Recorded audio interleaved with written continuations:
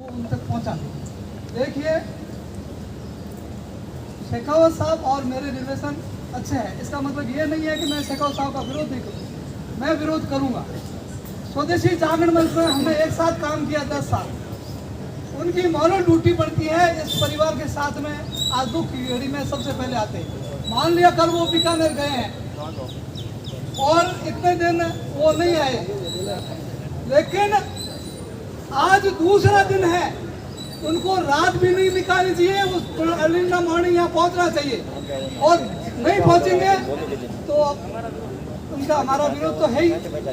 और मैं ज़्यादा कुछ नहीं कहूँगा, एक बात जरूर कहूँगा, यदि समाज संगठित है और ये समाज सभी 36 कौम को साथ रख के चलेगा तो इनको रुकना पड़ेगा, टेंट पहुंचना ही पड़ेगा। ठीक है ना, मेरी आवाज तो पहुंच रही है ना? एक छोटा सा उदाहरण दूंगा मैं। ये कैरू में एक कांड हुआ था और भट्टी की बावड़ी के पास में भूमि का विवाद हुआ। इसमें व्यक्तिगत नाम नहीं करूँ, जाति भी नहीं बताऊँ, लेकिन सबको मालूम है हौसी मोड़ और उसके 2-3 पूंजीपतियों और भूमाफियों का गिरोह था। उसमें हमारे समाज के बंधु को तपास ने हौसी मोड़ में अंदर फिट कर दिया, जबकि उसका कोई लेना देना नहीं, और उस आदमी को रात भर अंदर रख दिया। फिर समाज के लोग आए, क्योंकि मैं आवासन मंडल जो तपास में हौसी मोड़ लग रहा है वहाँ का मैं अध्यक्ष हूँ, तो मेरे को कहा कि आप चलिए और हमारे बंधु को कुछ न्याय दिलाइए। वैसे ही मैं भगत सिंह हूँ, समाज में लोग मेरे को भगत सिंह दादा कहते हैं, क्योंकि भगत सिंह हमेशा सही होना ही जानता है। वो ये नहीं सोचता कि आगे मेरे बोलने से या मेरे करने से मेरे को इंडिविजुअल नुकसान कितना होगा, लेकिन यदि मेरे को इंडिविजुअल नुकसान होता तो हो जाए। पहले मेरा परिवार है, परिवार के बाद में समाज है, समाज के बाद में मोहल्ला है और फिर देश है। तो जहाँ समाज की बात आती है तो मैं गजेंद्र सिंह शेखावत को ये नहीं देखता कि मेरा मित्र है या मेरे साथ में काम किया स्वदेश जागरण मंच में। मेरा उनसे मीडिया के थ्रू निवेदन है कि वो जल्दी से जल्दी आए। कल महेंद्र जी मेघवाल आए थे, सालेसर जी आए थे, उनसे भी मैंने निवेदन किया, भाई साहब को आप सूचना पहुंचा दीजिए कि वो सूचना पहुंच गई है, तो देरी काहे की है, हमें पधारो और आप हमारे समाज में संतुष्ट करो। देखो, एक बात हमारे मदन जी बहुत अच्छी बात करी कि हम हिंसक नहीं है, लेकिन इतने नपुंसक भी नहीं है कि हर बात को सहन कर लेंगे।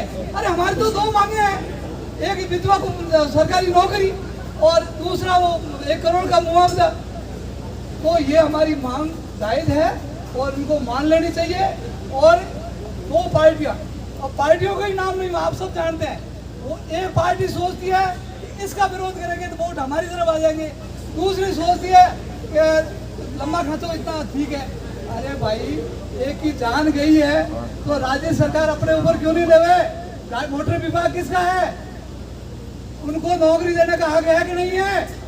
अब एक कोई गुनाह होता है तो गुनाह एक है तो सजा भी बराबर होती है, सजा अलग अलग नहीं होती है। ऐसा नहीं है किसी को आते हैं ना तो 1 गज तो 2 फुट का बना दिया, 1 गज 3 फुट का बना दिया, नहीं, इकाई एक ही रहेगी। तो गुनाह होता है तो उसकी सजा भी एक ही रहेगी।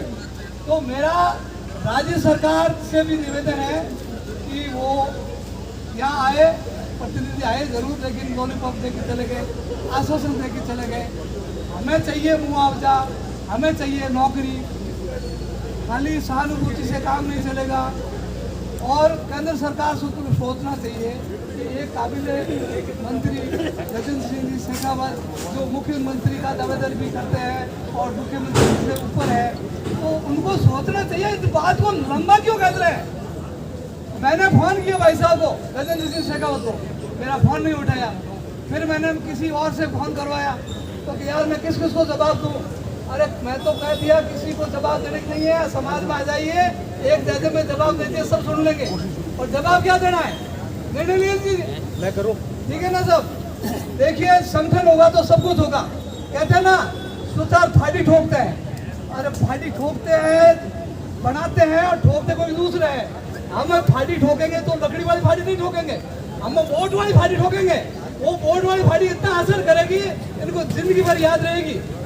तो ये बातें कुछ ऐसी है, कड़वी है, लेकिन कड़वी बातें हैं, क्योंकि बीमारी को यदि भगाना है तो कड़वी दवा भी पीनी पड़ेगी।